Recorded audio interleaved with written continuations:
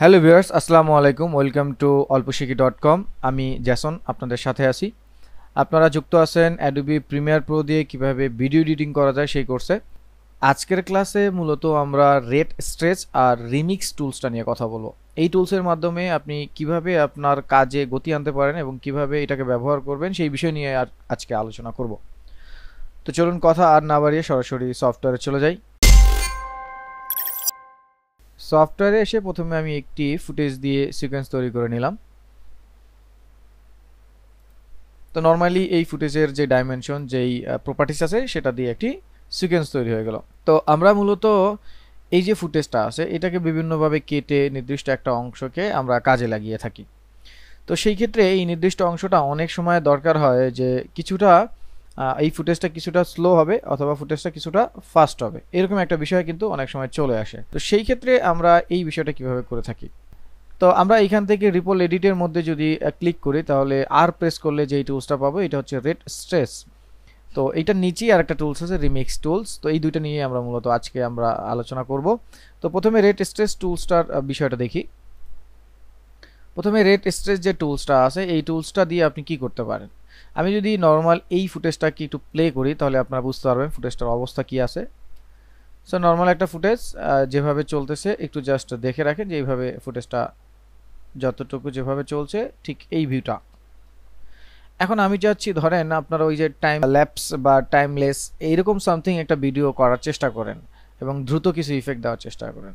তো সেক্ষেত্রে এটা ব্যবহার করতে পারবেন এই টুলসটা, অথবা আপনার যদি মনে হয় যে আপনি একটু স্লো মোশন করবেন সেক্ষেত্রে এই টুলসটা ব্যবহার করবেন। তো যেই ফুটেজটায় কাজ করবেন সেই ফুটেজটার একদম শেষের প্রান্তে চলে আসবেন, সেটা যদি কাটা হয় তাহলে সেই কাটার শেষের অংশে। তো সেখানে এসে আমি অবশ্যই এই রেট স্ট্রেস টুলসে থাকতে হবে।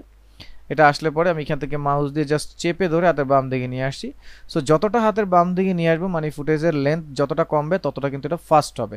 সো আমি যদি ধরুন এই পর্যন্ত রেখে এবার একটু প্লে করাই। সো নাও এখন দেখবেন, সো নাও দেখেন এখানে খেয়াল করেন আগের চাইতে কিন্তু বেশ অনেকটা ফাস্ট হয়ে গেছে। ঠিক আরেকটু যদি আমি বাড়িয়ে দিই, সাপোজ এইভাবে আরেকটু বাড়িয়ে দিলাম, এইভাবে আরও অর্ধেক করে দিলাম। না এখন যদি প্লে দিই, সো নাও দেখেন এখন কিন্তু বেশ আরও অনেক ফাস্ট হয়ে গেছে। ঠিক এইভাবে হাতের বাম দিকে ফুটেজে আপনি লেন্থটাকে কমিয়ে দিলে এই রেট স্ট্রেস টুলসের মাধ্যমে, তাহলে এটা যেটা হবে এই ফুটেজটা খুব ফাস্ট হবে। আর যদি হাতের ডান দিকে নিয়ে আসেন তাহলে ফুটেজটা কি হবে, স্লো হবে। আমি যদি একদম বাড়িয়ে দিই, যেমন আগে যে অবস্থায় ছিল তার চাইতে যদি আরেকটু বাড়িয়ে দিই তাহলে খেয়াল করবেন এই যে এখন দেখেন একদম স্লো হয়ে গেছে।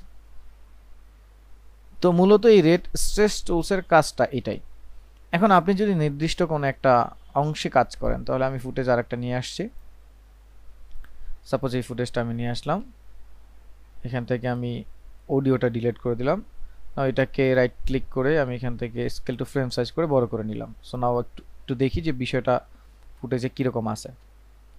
সো নর্মাল একটা ফুটেজ জাস্ট এরকম। এখন আমি ধরুন চাচ্ছি এইভাবে যে এটাকে একটু বড় করে নিচ্ছি আমি, সাপোজ এইভাবে বড় করে নিলাম। সো আমি এখন চাচ্ছি এই যে গাড়িটা আসলো এইখান থেকে এসে সে ড্রাফটিংটা করতেছে, এইখান থেকে আমি স্লো করে দেবো। এইখান থেকে সাপোজ এইখান থেকে ধরুন এই আসলো, এইখান থেকে আমি স্লো করে দেবো। তো তাহলে আমি এইখানে এসে আমি এটাকে কেটে নিব।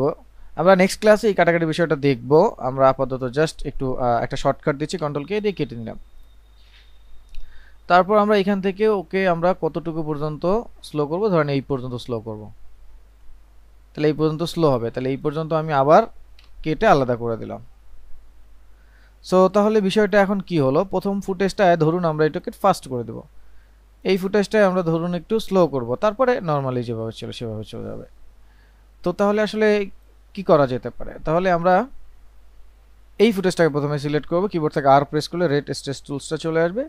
দেন যেহেতু আমরা ফাস্ট করব প্রথম ফুটেজের প্রথম অংশটা, তাহলে মাউসের লেফট ক্লিক করে লেফটের দিকে নিয়ে আসব। তাহলে এটা এখন দেখি যদি প্লে করে, সো নাও দেখেন ফাস্ট হয়ে গেল। আর একটু যদি আমি একটু মাঝামাঝি এই পর্যায়ে করে দিই তাহলে আগের চাইতে ফাস্ট হয়ে গেল।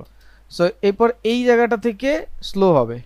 তাহলে পরের ফুটেজটাকে আমি জাস্ট এটাকে টেনে দিলাম, না এটা কিন্তু স্লো হবে। তাহলে স্লো হলে কি হবে, ফুটেজের লেন্থ বাড়বে।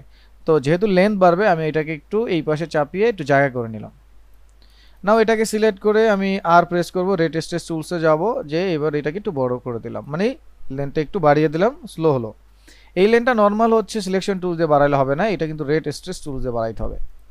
সো এখন যদি আমি একটু বিষয়টা দেখি, ফার্স্ট অ্যান্ড এই যে স্লো, দেন আবার চলে গেল। দেন এটাকে যদি আমরা চাই একটু ফাস্ট করে দেবো, সাপোজ এই ফাস্ট করে দিলাম। তো এটাকে আরেকটু যদি আমরা চাই যে আরেকটু এটাকে স্লো করব, গ্যাপ করে স্লো করে দিলাম। নাও এখন যদি একটু দেখি বিষয়টা,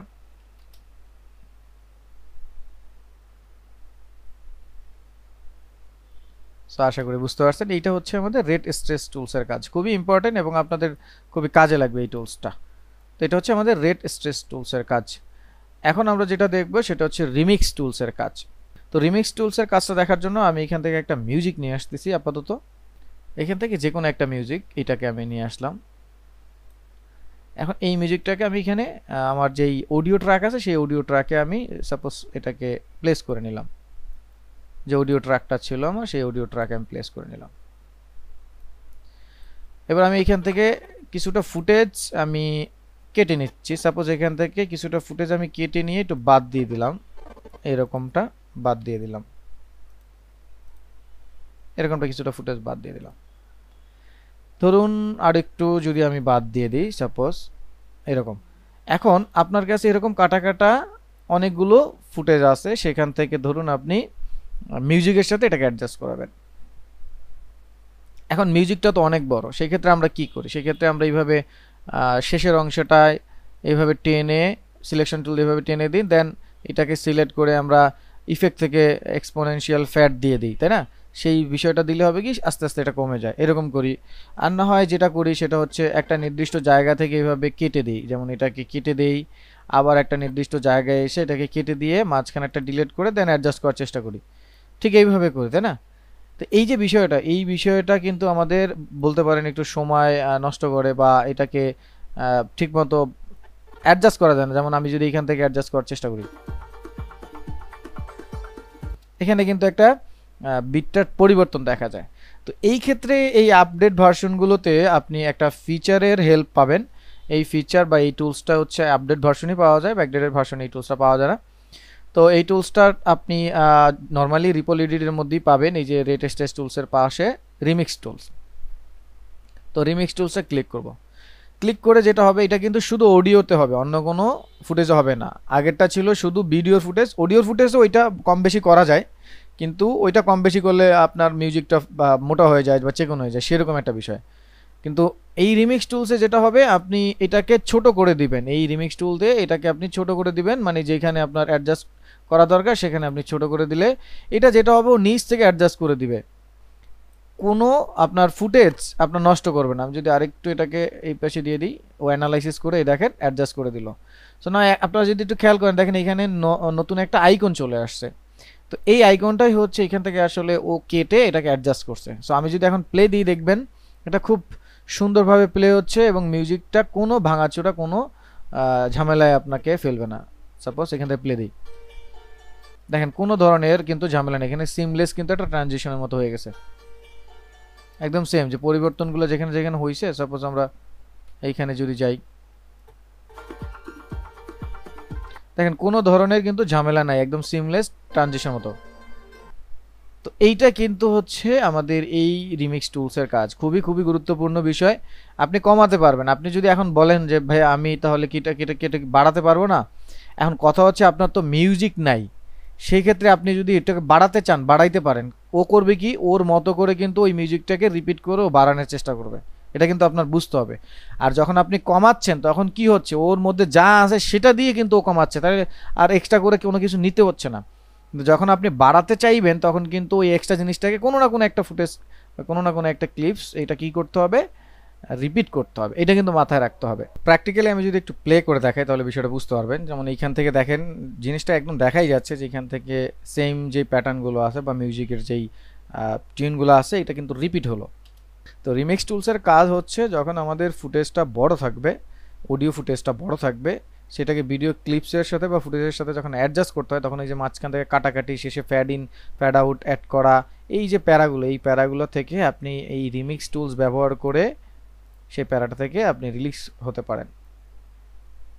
এইভাবে আপনি একটু ভিতরে নিয়ে আসবেন, তাহলে দেখবেন ও অ্যানালাইসিস করে এই যে বড় করে দেবে নিজের মতো করে। আমি যদি আরেকটু এইভাবে করে দিই, নাও সি, সো পারফেক্ট করে দিল।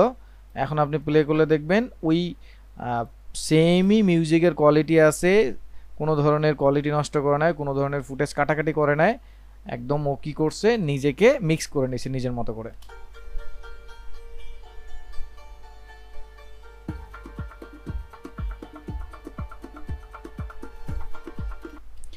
সো আই হোপ আপনারা দুইটা টুলসের ব্যবহার আপনারা বুঝতে পারছেন। তারপরে যদি কারো কোনো কোশ্চেন থাকে, কোশ্চেনটা ঝটপট কমেন্ট বক্সে লিখে ফেলবেন।